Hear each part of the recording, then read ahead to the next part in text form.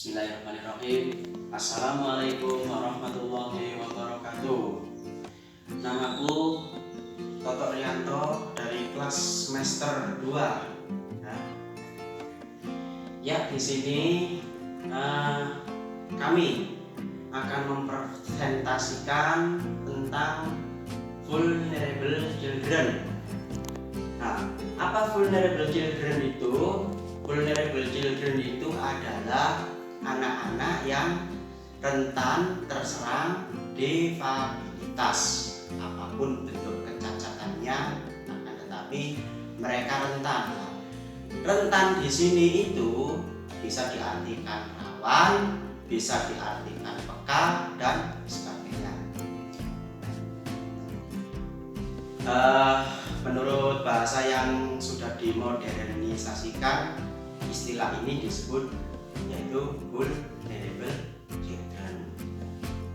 Misalkan itu rawan, ya, mudah terserang difabilitas. Saudara, gini ya. Baik, sebelum kita ke pokok permasalahan, saya akan bercerita sedikit, yaitu ini. Di dalam hidup ini kita terkadang menemui hal-hal yang mungkin aneh, hal-hal yang menyebabkan kita jengkel, ya. Yang diakibatkan oleh apa? Yang diakibatkan oleh orang lain. Hal-hal yang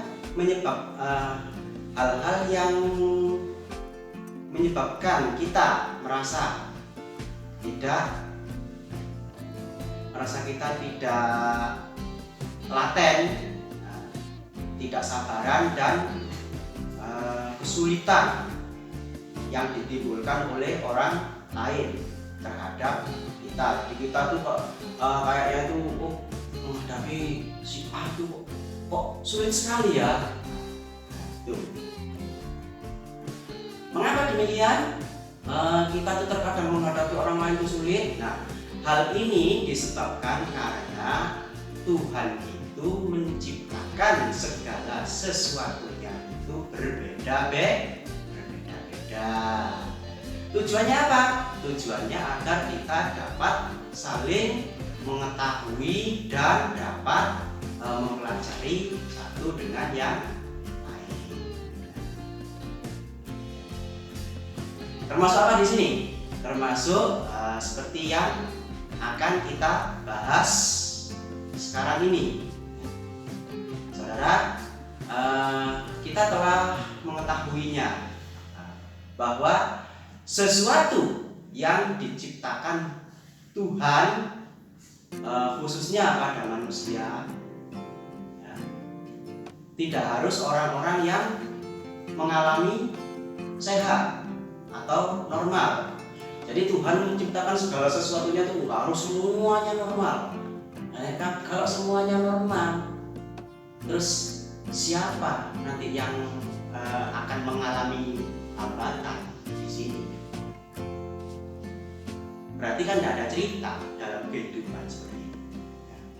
Oleh sebab itu, Tuhan itu menciptakan segala sesuatunya itu pasti berbeda.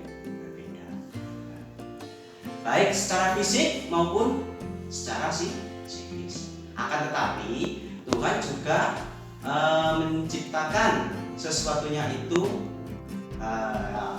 artinya gini, ada yang mengalami hambatan baik fisik maupun psikis, dan ada pula yang sehat, artinya tidak mengalami hambatan baik secara fisik maupun psikis. Tujuannya pun yaitu sama, agar kita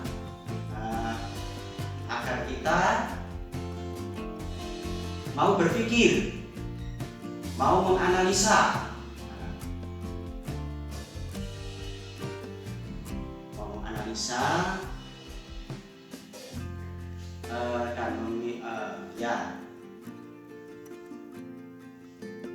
dan lain-lain.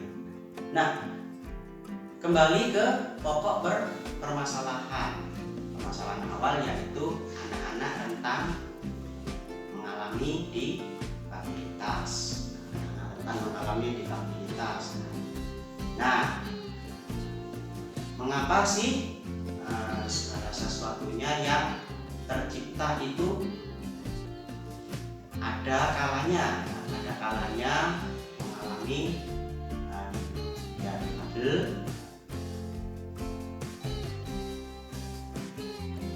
khususnya ya mengalami difabel ya, pasti ada sebabnya itu. Kalau kita berbicara mengenai anak-anak rentan terserang difabel di sini itu apa sebabnya? Nah, kalau kita bicara masalah sebab itu multifaktor. Baik, kali ini kami akan mencoba yaitu faktor-faktor apa saja. Di antaranya adalah faktor makanan ya, atau faktor pola hidup. Apa sih yang dimaksud dengan faktor makanan di sini? Apa hubungannya makanan? Nah, makanan ini biasanya makanan atau minuman atau suplemen. Nah, yang mana makanan atau minuman itu mengandung zat-zat kimia atau racun. Nah, terkadang kita ini nggak sadar, terutama ibu-ibu, mungkin ibu-ibu hamil ya, nggak tahu ini jenis makanan apa, nggak tahu yang namanya makanan itu enak ya makan aja.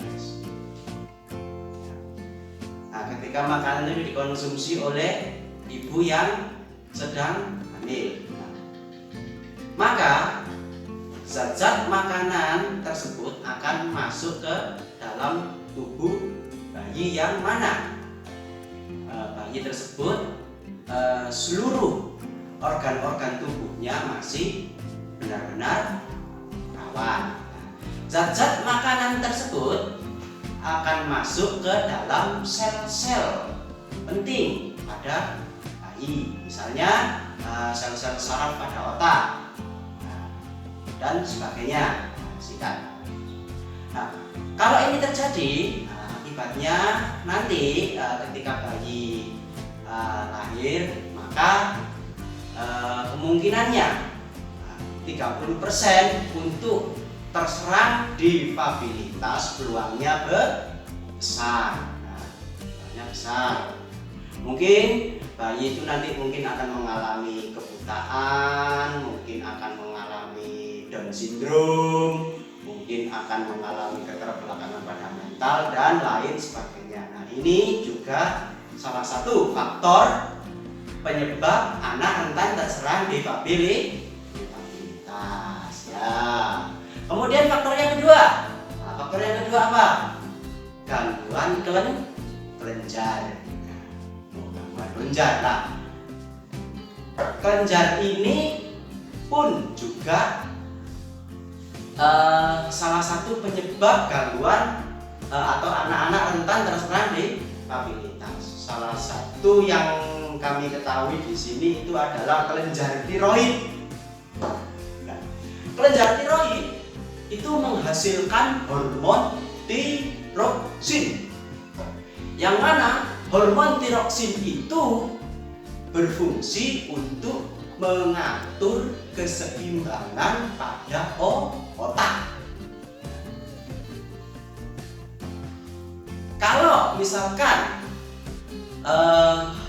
terjadi kekurangan hormon tiroksin sehingga kinerja otak itu tidak bisa bekerja secara maksimal. Ini kalau pada anak yang baru dilahirkan yang masih bayi, itu nanti akan mengalami keterbelakangan pada mentalnya. Kalau misalkan sang anak itu mungkin berusia 7 sampai berapa tahun gitu, kalau sudah misalkan anak itu sudah bisa berjalan tapi kekurangan hormon tiroksin, maka anak itu pun juga akan mengalami yang namanya kretinisme atau penyakit kerdil. Kalau orang kami mengatakan ora iso dhuwur sakmono ae ndek ngene. Nah, itu. Ya tadi sampai kretinisme ya. Kretinisme itu yang disebabkan karena kekurangan hormon tiroksin. Terus kemudian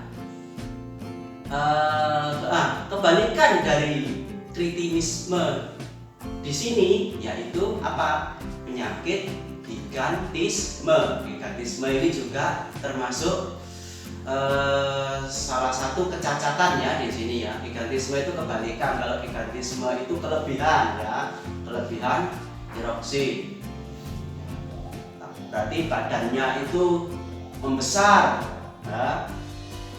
Orang-orang dulu mengatakan penyakit raksasa ya. Itu juga masuk kecacatan atau masuk dalam difabilitas.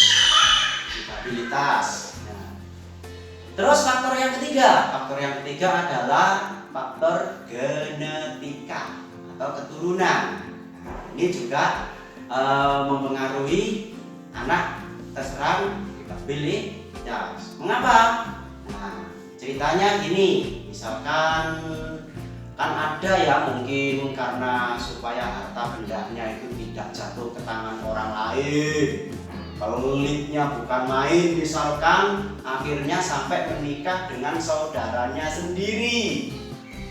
Mungkin menikah dengan anaknya sang paman kek, sang bibit kek, atau famili-famili lain kek, dengan harapan harta bendanya biar nggak jatuh ke orang lain. Orang Jawa mengatakan eman-eman nek keduwe wong liya. Nah, akhirnya terjadi pernikahan saudara. Nah, nanti itu kalau misalkan terjadi hubungan itu sehingga ibu itu hamil, nanti ketika anaknya lahir ya walaupun itu tidak langsung, misalkan ya memerlukan proses seiring dengan berjalannya waktu, nah itu nanti anak itu pun juga akan terserang difabel. Apa bentuknya? Ya macam-macam, bisa gangguan pada mata, bisa gangguan pada telinga, bisa gangguan pada Down syndrome dan sebagainya. Ya. Demikian yang bisa kami jelaskan, Bapak Ibu semuanya. Apabila ada kekurangan yang kami jelaskan, kami mohon maaf yang sebesar-besarnya. Assalamualaikum warahmatullahi wabarakatuh. Waalaikumsalam warahmatullahi wabarakatuh.